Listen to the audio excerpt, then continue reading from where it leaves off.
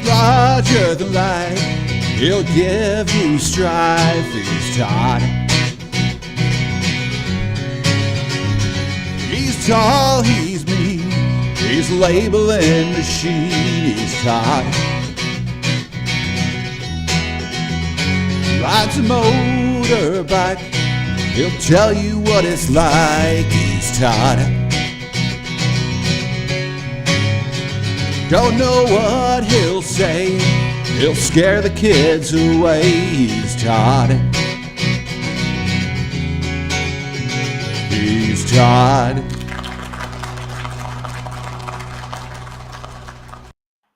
Hey, happy Thursday. So out here on the deck again. I got to enjoy this while I can. It's starting to get a little cold in the mornings. In fact, we were talking about that earlier, and Kate was giving me a little bit of crap because apparently it's snowing back in Colorado now. So no thanks. More power to you, Kate. Enjoy the snow. But yeah, it's, again, we got time change coming up, but you might as well take advantage of this. So anyway, thanks for stopping by. We got a great show today. I got a good friend of mine, known this guy for a very, very long time. We got a little bit of lineage, if you will. Not off the boat lineage, by the way, but anyway, I've got some history with my guest coming up in a little bit. And so not much going on. Let's see, the barbecue. I don't know if you guys know or not, but I used to barbecue quite a bit. Used to have a catering business actually up in Colorado. And I'm getting bored here on the weekends. And so I'm going to fire that up again. And actually, I have a smoker being built in Kentucky. Now, I don't know how the hell I'm going to get that back here. But anyway, that supposedly is going to be done by the end of November. So once that happens, I'll share some pictures. And but anyway, the other thing about that barbecue is I'll be doing counter days, local counter days. And when I say local, here in the San Diego area, maybe a little Northern California, I'll probably venture out to Arizona and do a couple of counter days out there. Those are always big hits when I pull up with that big barbecue rig. So anyway, stay tuned for that. In regards to today's topic, y'all know I love data centers. And one of the reasons why I love data centers is there's lots and lots of labels to go into data centers. And the topic of the show today is primarily around data centers. And towards the end of the show, I'll share some ideas as far as labeling inside those data centers. But to today's guest, it's Mr. Jay Salanga. I've known him for a very, very long time. We go back, good Lord, almost about 20 years now, I think. And like myself, Jay has done a bunch of things in the industry and knows the industry very well, from the infrastructure side to manufacturer rep to you name it. He's done it, such as myself. And because I love data centers, I thought who better to get on than Mr. Jay. And Jay is with a organization. He'll tell you a little more about it. But I had the pleasure of visiting their office in Phoenix. And man, what a top-notch organization these guys are. And I was very, very impressed. And as you know, it's very hard to impress me. But Jay is with KW Mission Critical Engineering. And these guys are the end-all be-all when it comes to design and engineering of data centers and beyond. So anyway, I'm going to let Jay talk a little bit more about that. And we're going to talk about the history of data centers, kind of where they've been, where they are. And if I happen to shiver a little bit, even though it's all nice and sunny out there, there's a cool breeze blowing through here. And in honor of Jay, right, I did this morning. Normally I wear my toque backwards. And anyway, you'll see in a minute why I did this. But Kate, if we can get Jay on board here. Hey, Todd. Hey, how are you? How are you? Good. How are you? So, you know what? I'm great. So Jay is a little bit under the weather. All right, a little bit under the weather, and we're going to talk a little bit about this, and then I think after we're done, Jay said he's going to take a well-deserved nap. Am I correct, sir? Yes, sir. Yes, All sir. right. So anyway, Jay, again, we've known each other for a lot of years, man, and we're always bumping into each other on the road and trade shows, and normally when I'm in town, I try and get together with you, but our schedules, we're always blowing and going. Yeah. You just got back from what, New Jersey or something? No, I'm actually in New Jersey. Just came up from Virginia. Met with a hyperscale client down there earlier in the week, and now up here in New Jersey. My dad is up here in Jersey, and fortunately, he's got to get some surgery tomorrow, so I'm going to take him for that tomorrow. So. All right. Well, you know what? I sincerely appreciate you taking half an hour out to get on this menagerie and talk a little bit about the business, man.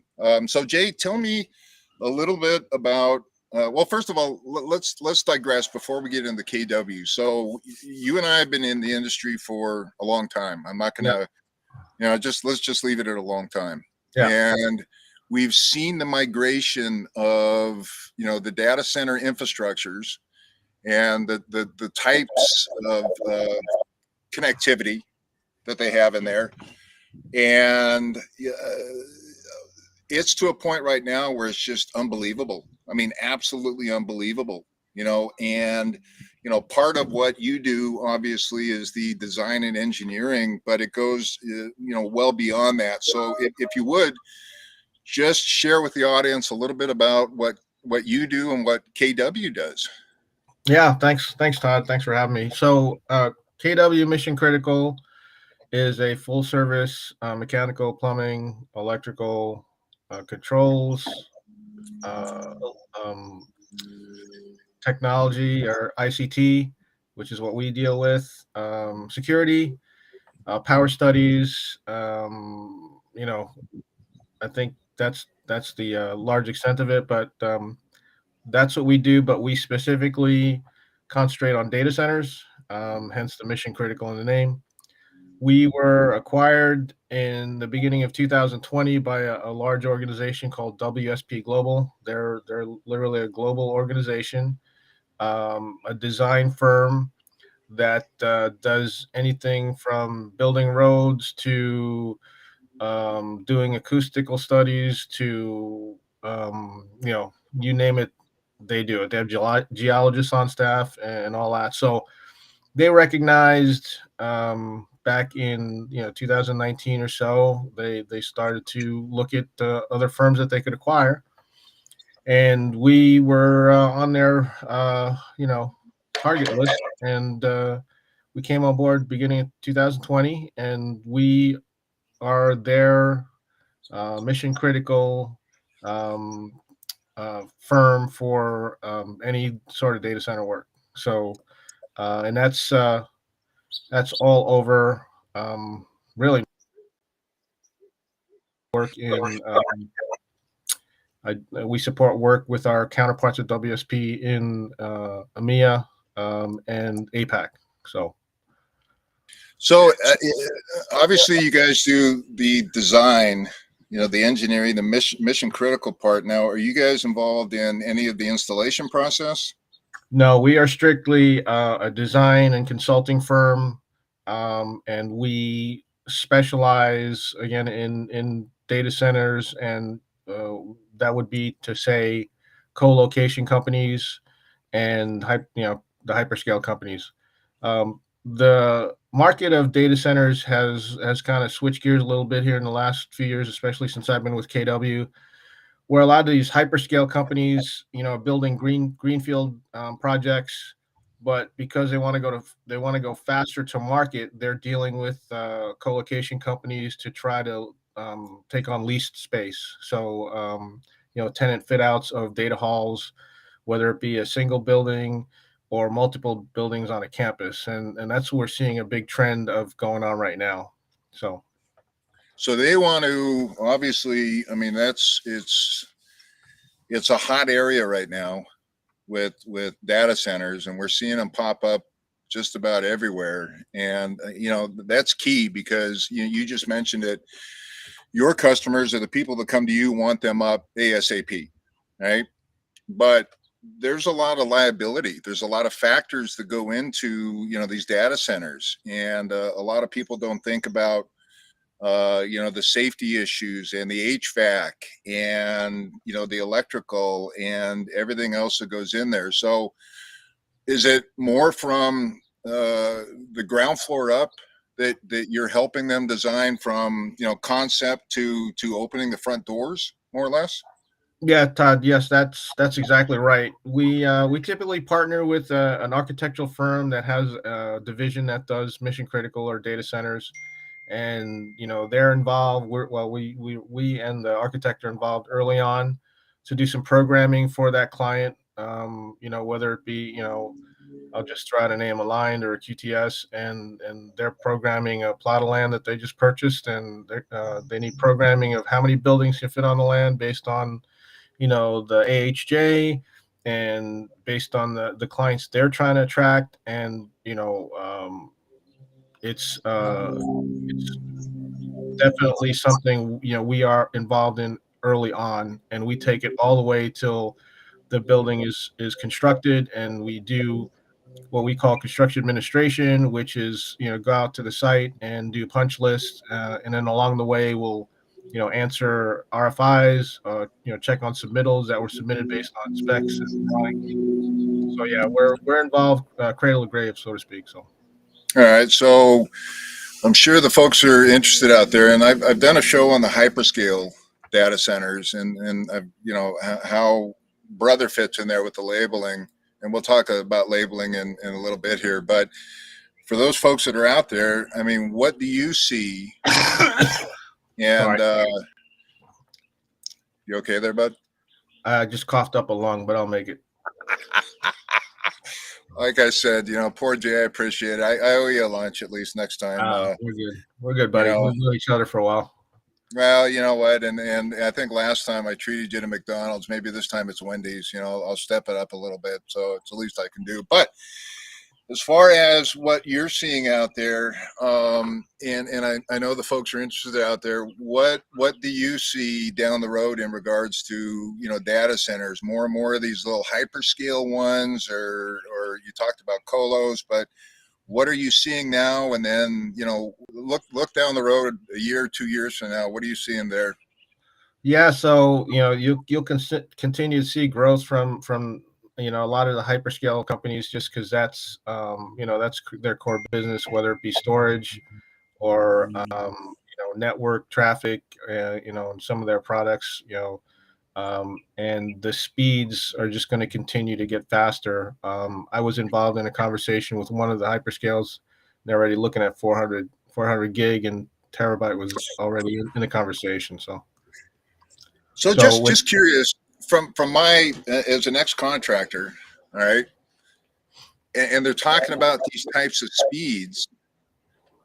Are we talking, fiber everywhere? Are we talking those type of speeds over copper at this point? No, we're talking fiber. You'll still have some copper for, some of your general systems monitoring and stuff like that. But for the most part, you're talking trunk cables. You're talking, either 8, 12, or 24 strand trunk cables, and there's a few different type of new connectors that these hyperscales are looking into to try to get to these next level speeds. And it's just run and gun. Just it's all about not having latency, and faster is better. It's just incredible what's going on right now. I mean, every one of us has one of these little phones, right? It's all about this. It's all about the fact that you don't clear out your Gmail. That's got to get stored somewhere. I mean, there's all sorts of factors, right? Photos. So we got a question from Remy, and first, so Eric, I don't know if you know Eric. Jay's the man, and then he likes the weather out here. Yeah. So But a question from Remy: how much fiber does it take to make that speed possible? I don't know So about the quantity of fiber, but maybe you can break that down.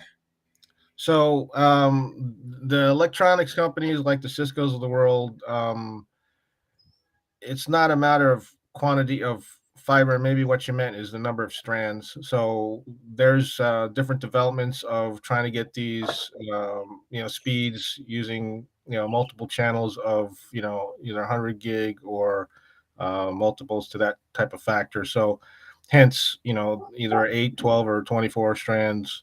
Working with the electronics manufacturers to get to these speeds and the interfaces within the electronics. Okay, I appreciate that. So on to a part of what has to be,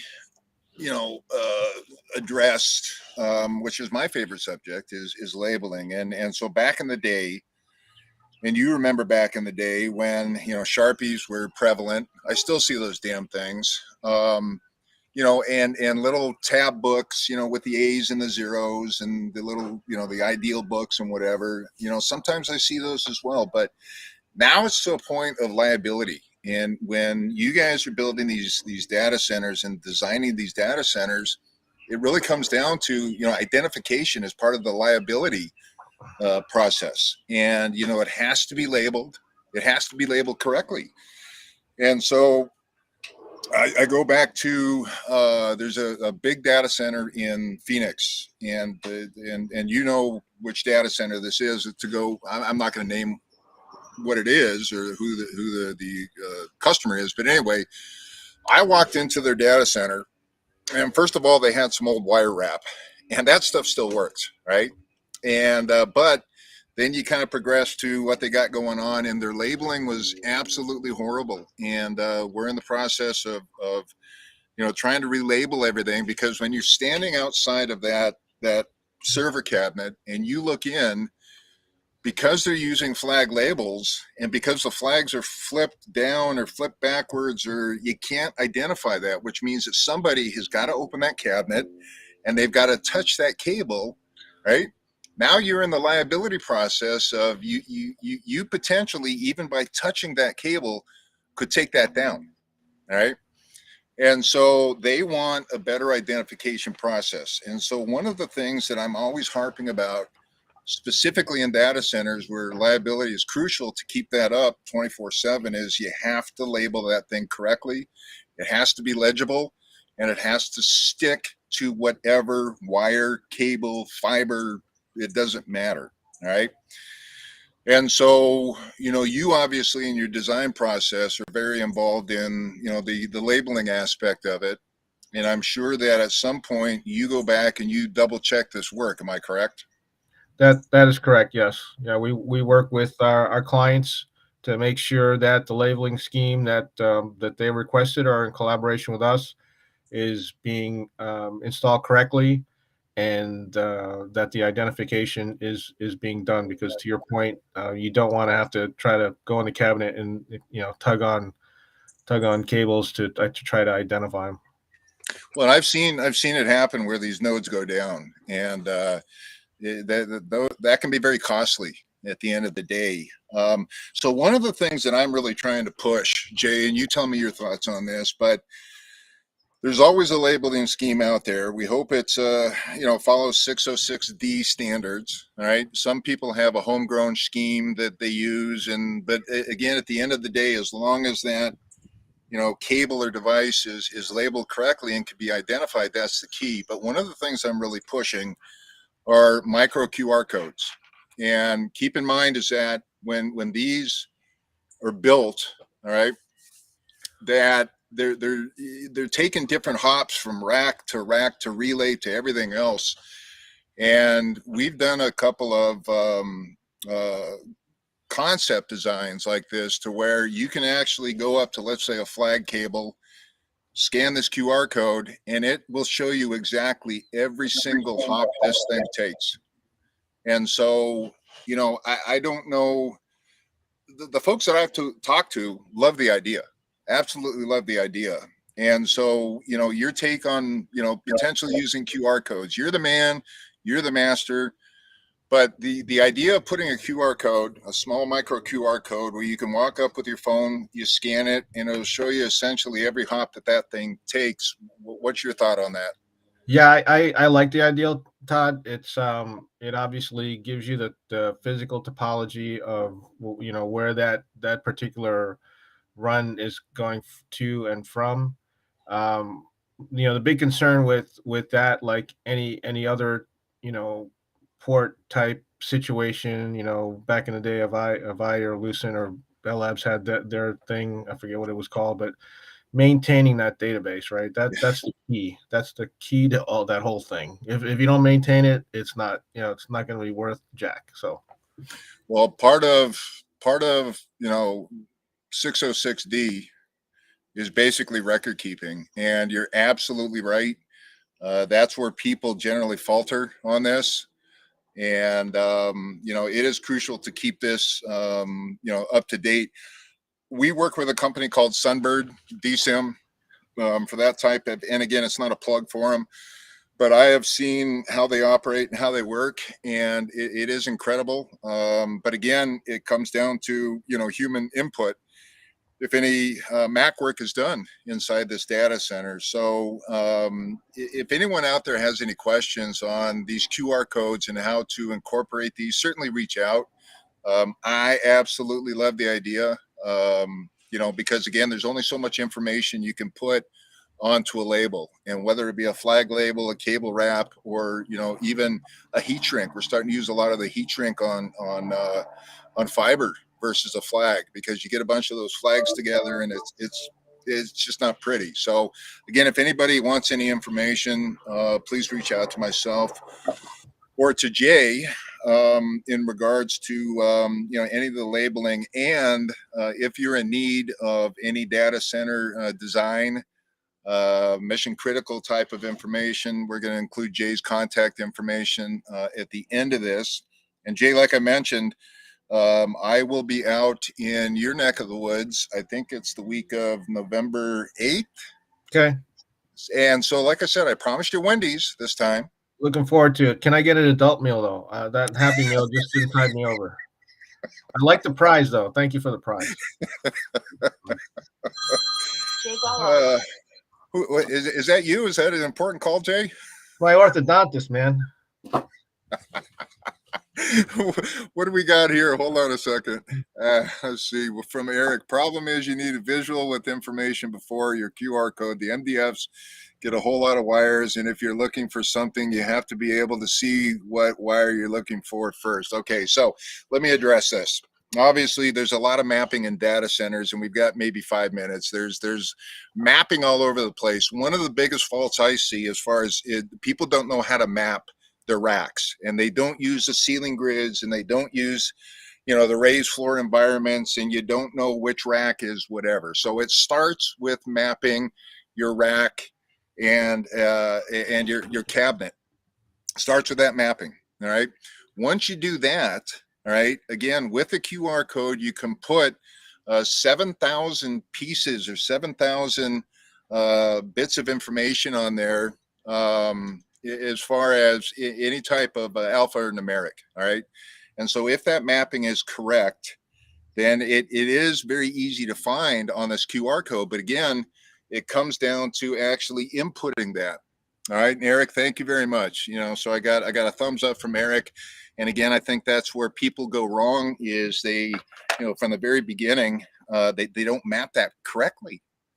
And you have to have a schematic that is ready, available for any of the contractors or subcontractors that come in there that actually can take a look at it. That's number one. Number two is that, your cable management, whether you're doing it in-house or you're using the Sunbird or you're using KW to help you out with that. Again, that's got to be correct.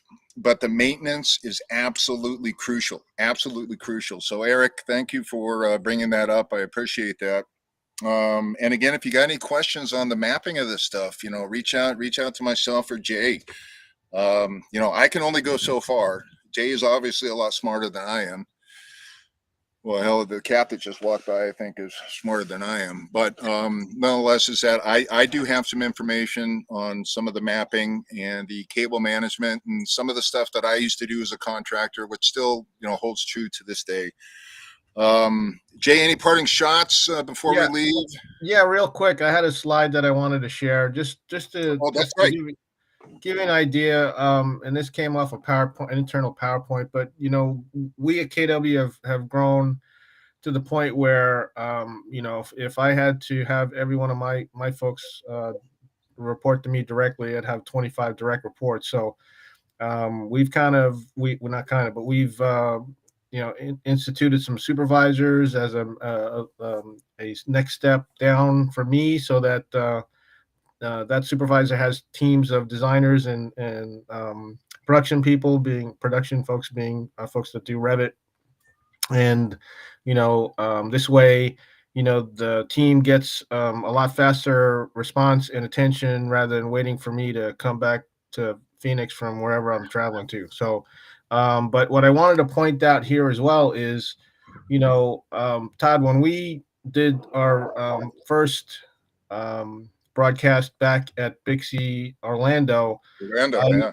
yeah, I had I think we had 12 full-time ICT folks back then. I just counted it up, and since then I brought on 13 folks, and I've got four more, in the pipe to hire. So I'll probably be up to 30 by the end of the year. And if things keep going the way they are, we're looking at getting up to the 50 number. So if anybody out there is interested in a career with KW, please feel free to reach out to me.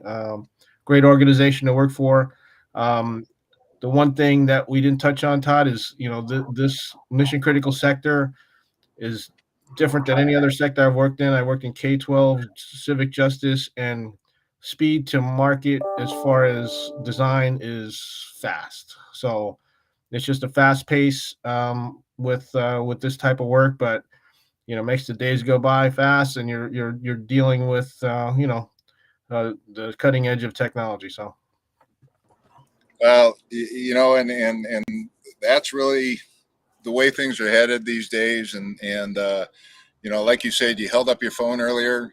We expect instant text messages and instant emails and FaceTime video and so forth and whatnot. And really, you are the guys behind the scenes making that happen. And that's just the way that society demands things, and it's only going to get faster. Much faster. And so J and KW are always there to help. If you're in need out there, like I said, I had the chance to visit the office. Top notch organization. I highly recommend if anyone is looking. Uh, contact Jay. All right, he's looking yeah, for a few more people. one last plug, Todd. We also provide BIM services, and what that means is, a lot of contractors today, general contractors, will do clash detection and do pre-con work where it comes to making sure that none of the systems running into each other. Well, we at KW offer that service, for contractors out there that either have overflow that they need this work done in, or they don't have their own BIM staff to do that VCD, virtual construction and design. So we have that capability too, and if anyone out there is interested in what we have to offer in that respect, please reach out to me, please. Yeah, we'll have your contact information after this. I want to address one other thing that Eric brought up real quick, and then we'll close it out here. But what he's suggesting is a QR code with a label. So Eric, one of the things that we do, brother labeling, is that you can actually print that QR code right on the label. We have software that converts that alphanumeric verbiage into the QR code. So not only can you put human readable information on that label, but you can also pick just about every QR code out there. And I highly suggest there's 1D barcodes, which are like UPC barcodes, but they only hold certain information. Whereas if you go with a 2D barcode, which is like an Aztec, a QR, a barcode, or Codabar, I'm sorry, or micro QR code, you can take all that information and put in that barcode. So Eric just said that's awesome. Yes, it is awesome. Eric, I don't know you very well, but I love you already. Thank you for your support. But again, from a labeling standpoint, reach out to myself. Anything data center related, or if you're looking to join a great organization, reach out to Jay. And Jay, I want to thank you very much. I look forward to seeing you in a couple of weeks. Yeah, Obviously. absolutely. Yeah, thanks, Todd. Thanks again for the invite. Look forward to doing more of these. I know it's been a while since that first one, but we'll figure out a way to keep this going. We got, and he didn't believe me.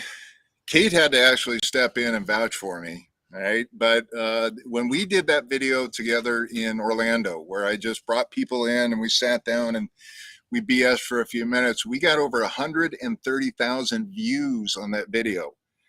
And Jay called BS, and Kate backed me up on that. So these things get out there. That was a great video we did. I love talking shop, if you will. You're a great guy to talk shop with. And so we'll definitely do more of these, and maybe next time we'll get into a little more of the labeling aspect of what goes in, to some of your design work that you're doing out there. But with that being said, it's 10:30. We're going to roll the credits. I'll see you in a couple of weeks, Jay. By the way, feel better, and let me know if you're not better, because if you're not, then maybe we won't hook up. I don't know. Nothing personal, but anyway. Stay healthy, man. Thanks. All right, Thanks, appreciate everyone. it. Let's what do we got? There's G right there. What a handsome man. What a handsome man. He sure looks better in his picture than he does live. Right? Anyway, if you want to contact Jay, have questions, or like I said, timing. Not everybody's timing, but I'm talking to you guys are talking. Reach out to Jay. Right? What else we got?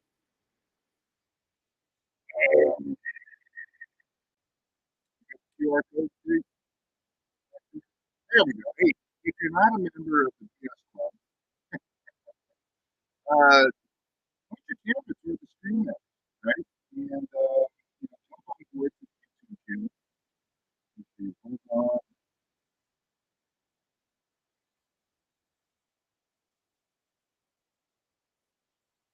Something about my sound. I don't know. Anyway, can you hear me? Scan the QR code to get your and do your YouTube. We'd love to have you subscribe if you